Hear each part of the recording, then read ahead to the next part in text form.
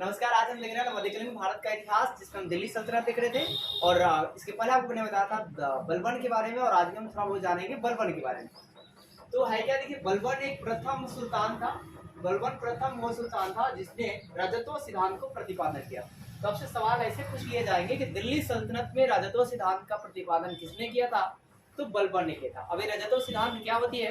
तो इस सिद्धांत के अनुसार राजा जो है ईश्वर का प्रतिनिधि होता है, ठीक है, और जनता उनका विरोध करने का अधिकार नहीं है, और जनता को उस राजा का विरोध करने का अधिकार क्या जी नहीं। फिर बात बलबन ने क्या किया कि वरीद ए ममलिकात, वरीद ए मुमालिक पद को क्या किया? स्थापना किया। ये पद किसका था? तो गुप्तचरों का था, यानी कि रोजेंट का था। अब ये ख्याल रखेंगे कि कौन राजा के खिलाफ है और कौन राजा के पक्ष में है। जो राजा के खिलाफ होगा उसको अंदर ही अंदर क्या कर देगा? सफाया कर दिया। रोजेंट का काम ही है, ठीक है, जो खिलाफ जाए देश के उसको खत्म कर दो, या अगर मतलब बीच में फंस गया तो खुद भी खत्म हो जाए, ठीक है, दोनों होता है, बहुत ज्यादा ऐसी होते हैं। अब देखिए है क्या कि मतलब यहाँ पे दरबार की बात करते हैं, तो बलबन के दरबार में दो प्रसिद्ध कवि थे, फारसी के प्रसिद्ध कवि थे। कौन कौन? अमीर खुसरो और अमीर हसन। तो अब सवाल ये पूछा जाएगा कि बलबन जो है किस दो फारसी कवियों को संरक्षण दिया था, यानी कि सपोर्ट किया था? तो अमीर खुसरो और अमीर हसन। फिर बलबन की मृत्यु कितने साल में हो जाती है? 80 साल। और कब होती है? तो 1287। कई जगह आपको 1286 भी देखने के लिए मिलेगा। फिर बात करते हैं कि आपका है क्या, बलबन का जो पुत्र की बात करते हैं, मतलब ये डाटा बहुत कम पूछे जाते हैं, ठीक है, एंशिएंट हिस्ट्री में और मेडिवल हिस्ट्री में डाटा जो आपसे पूछे जाएंगे उसके बाद मॉडर्न का। बाकी आपको कहानी के ही रूप में आपको याद रखना है और मेन मेन घटनाओं को याद रखना है। अब देखिए मतलब ये आपके बोनस पॉइंट है कि डाटा जो है बहुत कम पूछे जाते हैं, नाम मात्रा के बाद।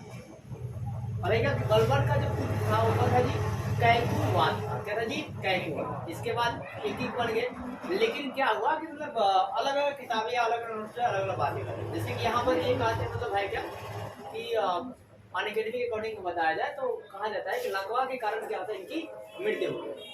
अगर आप पटना के मतलब अनेक टीचर के मतलब बुकों को देखेंगे और पढ़ेंगे तो उसमें आपको ये बताया जाएगा कि इसको जो है ना, इसको मतलब ये जो कहते हैं जलालुद्दीन खिलजी है, ये आपको क्या करेगा, इसका मतलब इसको मारकर हत्या कर यमुना नदी में फेंक देगा। ये आपके खान सर के नोट्स में कहा जाएगा और फिर आपके ज्ञान नोट्स में भी कहा जाएगा। लूसेंट में इसको चर्चा नहीं की जाएगी।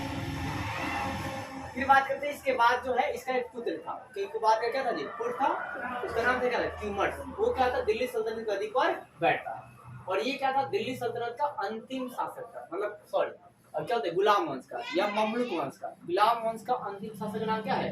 क्यूमर्स। क्या नाम है जी? क्यूमर्स। और ये बहुत कम उम्र में बालक बनता है, बहुत छोटा रहता है, तो आप चाहेंगे बालक रहता है फिर भी शासन करता है कितना साल?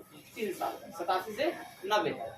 तो इसका भाई बालक को आपका है क्या, इसका लाभ उठाते हुए जलालुद्दीन खिलजी क्या करता है, क्यूमर्स का दोनों आंख फोड़ देता है। दोनों क्या करता है जी? फोड़ देता है। अब दोनों आंख फूट जाएगा तो देख ही नहीं पाएगा, कुछ कर ही नहीं पा रहेगा। तो यहाँ पर क्या करता है जी? लास्ट में ऐसा कहा जाता है कि इसे मार भी देता है, और फिर से क्या करता है कि खिलजी वंश की स्थापना करता है। कौन? जलालुद्दीन खिलजी। तो आगे का हम लोग क्लास में जलालुद्दीन खिलजी, उसको देखने से पहले आपको क्या करना है, ये जो आपको नोट्स दिख रहे हैं इसको रीड करने हैं, और प्लस में आगे जो लूसेंट का नोट्स दिख रहा है लूसेंट भी रीड करने हैं।